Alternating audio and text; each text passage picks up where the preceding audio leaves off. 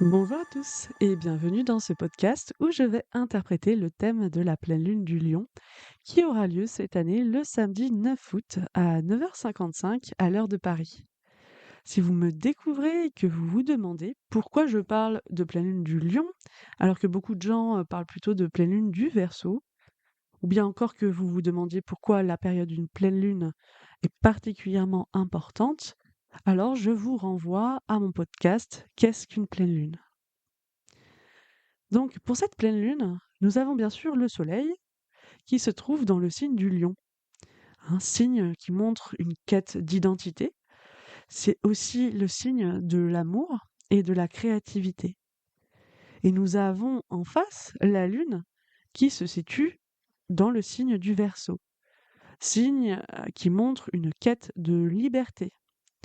Et c'est aussi le signe de la fraternité, de l'altruisme. Et la pleine lune du Lion est toujours un moment propice pour s'individualiser le plus possible et donc, si vous voulez, de sortir un peu de l'aspect, mouton, si vous me permettez. C'est-à-dire de sortir de nos automatismes, de nos mauvaises habitudes, acquises, par conformisme, par exemple. Donc cette période, c'est un moment, pour vraiment être soi et approfondir d'ailleurs la connaissance que l'on a de soi pour l'exprimer, ensuite. Donc comme tous les, mois d'août, à cette période, c'est, toujours un moment propice à l'individualisation. Or, en général, au mois d'août, c'est les vacances, avec l'été, on a envie de plus trop, se prendre la tête et donc vous comprenez que ça va carrément, à l'encontre de cette opportunité et ce serait vraiment dommage, de tomber dans ce piège, car nous avons vraiment besoin de jouer notre rôle dans la société, justement sortir un peu de cet aspect, moutonisme, si j'ose dire. Et cette année, la pleine lune du Lion se produit le 9 août, le jour de la fête de l'amour. Donc elle vient, particulièrement mettre de la lumière sur l'une des qualités particulières du lion qui est l'amour. Et donc on peut comprendre que ce signe, soit lié à la force d'amour puisque il est en quête d'identité. Et que finalement, au bout de cette quête, on finit invariablement par découvrir ou se rappeler que nous sommes des esprits, à l'image de Dieu. Et nous avons tous l'aspiration de développer l'amour et l'exprimer de manière unique selon qui on est. Cette fête de l'amour nous fait aussi penser au signe du Verseau, où la lune se trouve dans notre thème. Signe qui représente l'amour vécu avec nos frères et sœurs, qui est le bien de la fraternité, et que nous expérimenterons surtout dans le futur. Et c'est aussi, intéressant de constater que le Soleil et la Lune se situent dans l'axe des maisons 5 et 11, qui sont justement en correspondance, donc avec le signe du Lion pour la maison 5 et le signe du Verseau pour la maison 11. Sauf qu'ici, c'est le Soleil qui est en Lion qui se trouve dans la maison 11, secteur des projets pour le futur, des relations amicales, et la Lune en Verseau se trouve dans la maison 5, maison de l'amour et de la créativité. Donc on peut comprendre que notre quête d'identité et notre créativité doit être au service du futur et révélée en vue du futur, c'est-à-dire de la fraternité. Et donc pas à des fins de reconnaissance. Vous voyez, le lion, il dit un peu, voyez comme je brille. Donc non, c'est pas ça. Donc on nous encourage ici à œuvrer avec nos amis, avec créativité, par amour et pour le futur. Et cette pleine lune, comme souvent au mois d'août, se déroule aussi pendant les Perséides, c'est-à-dire pendant la chute de météorites qui semblent venir de la constellation de Persée. Donc nous pouvons les observer chaque mois d'août, et cette année, c'est notamment lors de la nuit entre le 11 et le 12 août qu'elles seront au maximum de leur visibilité. Mais je disais donc qu'elles semblent venir de la constellation de Persée, qui est une constellation reliée au signe du Bélier et de la planète Mars. Cette descente de ce fer cosmique, on peut dire, semble nous apporter du courage, des forces de combat, du feu pour plus tard, c'est-à-dire à l'automne, en vue de combattre notre mal intérieur. Car effectivement, la saison de l'automne est une saison propice pour transformer un mal en bien. Mais cette bataille intérieure se prépare dès l'été, et notamment pendant les Perséides. Donc toutes ces connaissances sont issues du livre Natura ou Les secrets de la nature de l'auteur Pierre Lassalle, que vous pouvez vous procurer sur le site des éditions Terre de Lumière pour en savoir davantage sur les fêtes sacrées qui rythment notre année. Voilà, si vous voulez vivre dans un juste rythme justement toute l'année. Et donc, comme cet événement céleste est relié à la planète Mars, planète de l'action et des combats, nous pouvons aller voir où cette planète se situe dans notre thème de pleine lune. Donc nous voyons qu'elle se situe en maison 1, à l'heure de Paris toujours, appuyant sur l'importance de faire des efforts dans le sens de notre individualisation, dans le fait d'apprendre à véritablement se connaître. Et elle commence son transit, cette planète Mars, dans le signe de la Balance, qui est aussi un signe relié à l'amour, et plus particulièrement à l'amour relationnel et à la beauté. Donc, il nous demande ici de faire des efforts pour trouver un équilibre entre le fait de s'affirmer et celui de respecter autrui. D'ailleurs, nous avons vu que les Perséides étaient également reliés au signe du Bélier, signe de l'action et des initiatives, ce qui est logique vu que la planète Mars maîtrise ce signe. Et donc, en face de la planète Mars, en Balance, nous avons la planète Saturne, planète de la responsabilité, et la planète Neptune, planète de l'idéal, qui transite, elle, le signe du Bélier. Et en maison 7, elle nous encourage tout d'abord à maîtriser notre impulsivité dans la relation à deux. Elle nous demande aussi de lâcher notre individualisme pour agir en collaboration avec autrui, pour plus grand que nous. Cela nous demandera parfois d'être leader et de lancer nous-mêmes cette initiative de collaboration pour un idéal qui nous transcende et d'en être responsable pour ne pas rester dans les rêves qu'un beau jour on va y arriver ou qu'on va le faire. Je vous propose maintenant d'aller voir la planète Vénus, planète maîtresse du signe de la Balance et planète du sentiment et de la beauté.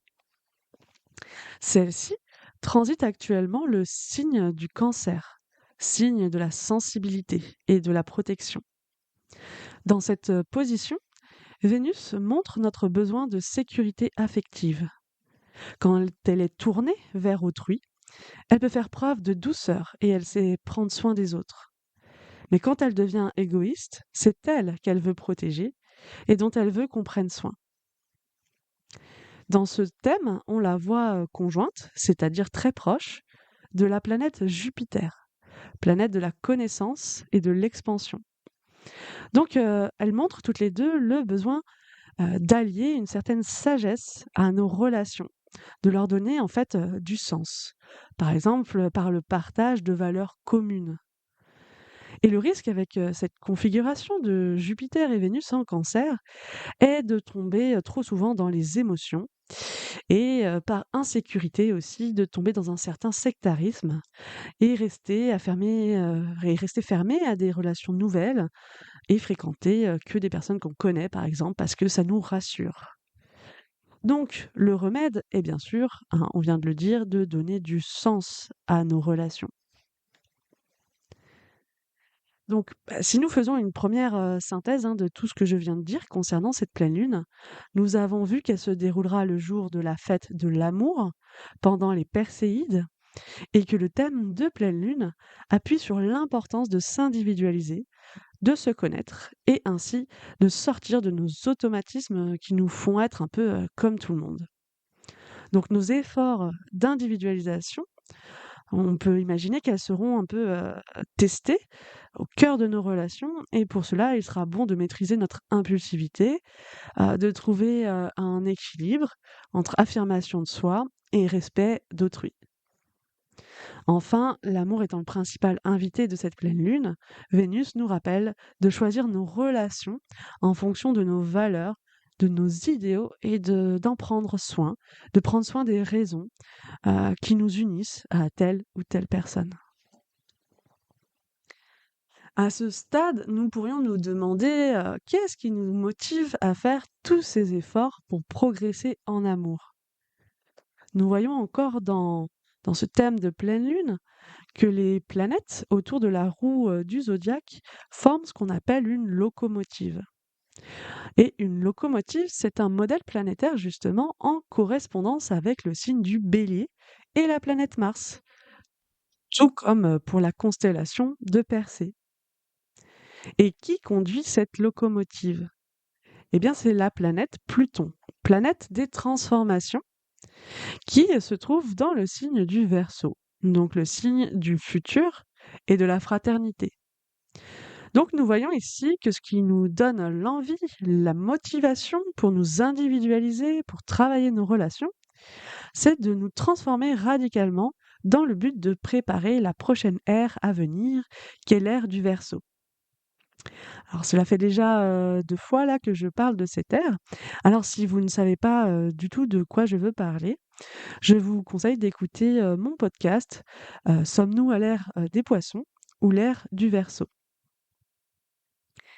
Et donc un modèle, locomotive montre que nous disposerons de beaucoup d'énergie en cette période et qu'elle sera mise au service de cette volonté, en fait, de transformation pour un jour pouvoir vivre, dans une société où l'amour est au centre.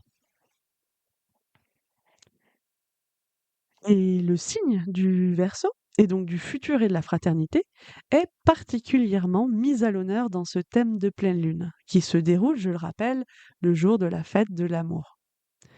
En effet, le maître du Verseau, enfin l'un des maîtres, c'est-à-dire la planète Uranus, est particulièrement mis en évidence dans ce thème. Uranus est aussi la planète du futur et de la liberté, de la fraternité, et nous la voyons focus d'une configuration en forme d'enveloppe. Cette configuration est assez remarquable car elle est seule au centre de ce thème. Et donc, une enveloppe est en correspondance avec la planète Mercure, planète de la pensée et de la communication. En fait, elle montre que nous avons un message à transmettre. Et d'ailleurs, Uranus, focus de cette configuration, est dans le signe des Gémeaux, signe que maîtrise la planète Mercure et qui est aussi le signe de la communication. Et comme pour accentuer la nécessité à cette période de communiquer, d'exprimer ce que nous portons en nous, nous voyons qu'elle forme quasi parfaitement une pyramide en signe d'air, apportant des forces au niveau intellectuel et des dons pour la communication. Tout cela montre qu'il est vraiment important d'être authentique et profond pour ne pas se perdre dans des discussions trop superficielles, par exemple. D'où la nécessité de bien s'individualiser pour connaître le message qui sera important à faire passer à cette période. Et quel peut être justement ce message à faire passer? Il est symbolisé par Uranus en Gémeaux, en maison 9. Donc Uranus peut représenter le Christ, ou encore l'ère du Verseau, qui est notre futur. Le signe du Gémeaux, quant à lui, peut représenter l'aspect vérité. Et la maison 9, les connaissances ésotériques et l'évolution spirituelle. Il semble qu'on nous encourage à diffuser largement nos connaissances, si nous en avons, grâce à des lectures d'initiés sur le sujet, par exemple. Donc, à diffuser largement nos connaissances sur l'ère du Verseau et le futur d'amour et de fraternité qui attend l'humanité et que le Christ nous a promis, ce nouveau monde, à condition bien sûr d'en avoir fait le choix dans notre vie. Mais là encore, je vous renvoie à mon podcast sur le sujet si vous voulez en savoir plus. Car effectivement, plus que jamais, notre période actuelle prépare ce nouveau monde. Et nous le voyons bien en regardant l'actualité et les médias où tout semble s'écrouler, que ce soit notre système de valeurs avec l'explosion des scandales, par exemple pédophiles, dans les hautes sphères de notre société, en passant par la doctrine woke, les menaces de guerre. Bref, il est temps de changer de société, hein, n'est-ce pas? Et Et en parlant de changement de société, Uranus en Gémeaux, en maison 9, semble aussi nous inviter à diffuser la vérité sur la période que nous vivons actuellement, celle du début de la fin des temps, que le Christ nous a annoncé lors de son discours sur l'Apocalypse du mont des Oliviers. Nous sommes donc encouragés à en parler entre nous, à s'informer à ce propos, à nous entraider à la vivre au mieux dans le but de laisser la place au nouveau monde qui se prépare discrètement mais fermement. Pour en savoir plus, voyons où se situe la planète Mercure, qui est en correspondance avec cette enveloppe, le signe des Gémeaux que la planète Uranus transite, et avec cette pyramide en signe d'air. Donc la planète Mercure, dans ce thème, est rétrograde. Cela signifie que d'un point de vue du ciel, la planète semble reculer dans la roue du zodiaque. Cela montre la nécessité de prendre un peu de recul dans notre façon de communiquer et d'apporter de la profondeur à nos propos. Il est donc important pendant cette période de bien définir notre pensée, par exemple avant de parler à toute hâte. Et dans le signe du lion, il est important d'y mettre de la clarté, de la lumière. Elle vient aussi apporter un message d'amour, ce qui correspond finalement parfaitement avec cette enveloppe dont Uranus est la focus et que nous venons un peu de dévoiler. Donc, pour finir, ce podcast, je me permets une nouvelle synthèse, de tout ce qui a été dit. Donc ce samedi 9 août aura lieu la pleine lune du Lion, le jour de la fête de l'amour. C'est une période où nous disposerons de beaucoup d'énergie, surtout si notre moteur, sont les transformations que nous voulons, opérer dans notre vie pour préparer l'ère du Verseau ou encore, développer l'amour dans notre vie. Et pour alimenter, cette motivation, on nous encourage à prendre connaissance, à échanger et encore à diffuser le message du Christ sur la période actuelle de la fin des temps et sur le nouveau monde à venir. Cette période va aussi nous demander de nous individualiser et de sortir du troupeau pour nous révéler et réaliser des efforts dans notre façon d'entrer en relation avec les autres.